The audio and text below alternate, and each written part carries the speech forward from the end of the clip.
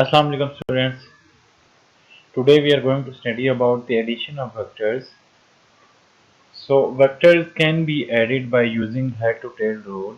According to head to tail rule, if you are given with the two vectors, for example u and v, here is the tail of vector u and here is the head of vector u, and here is the tail of vector v and head of vector v. So the rule is join the tail of second vector with the head of first vector.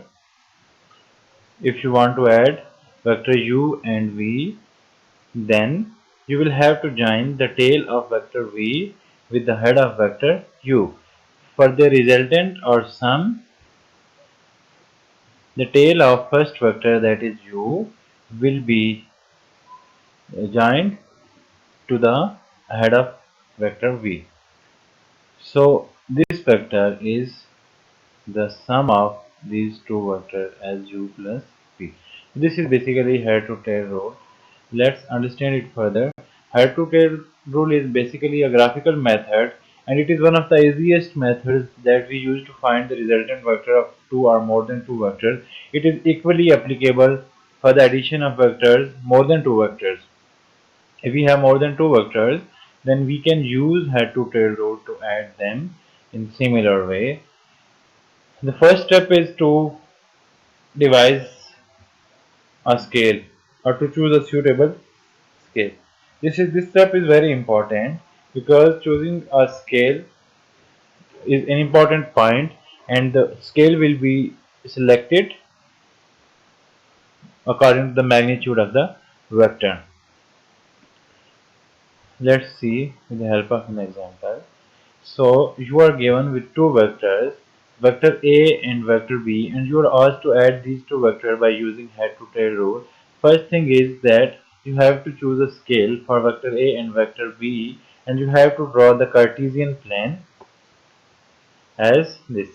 Then you will have to draw vector A on Cartesian plane like this, and then vector B, the vector B is in vertical direction, so it will be drawn here in vertical direction, but in such a way that the tail of second vector or tail of vector B must coincide with the head of first vector A. So this is vector A and vector B. You can see that the tail of second vector coincides with the head of first vector, that is A. So this is the first step. The second step that you have to follow, number one is to choose the scale, and number two is to join the tail of second vector with the head of first vector, and then number three is to join the tail of first vector with the head of last vector. This vector is called the resultant. It is equal to a plus b. So here r is equal to vector a plus vector b. So this is the origin, and vector a is drawn from the origin, and vector b is drawn in such a way that the tail of vector b coincides with the head of vector a, and then their resultant or sum is obtained by joining the tail of first vector with the head of last vector like this.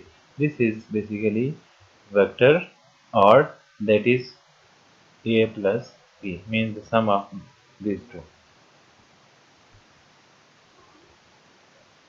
Addition of two vectors. For example, you are given two vectors like this, as you can see in the figure. There are two vectors in xy plane, vector A and then vector B. You are asked to add these two vectors. These two vectors are drawn in your book. So in Cartesian plane, you will draw the vector A in a similar way like this.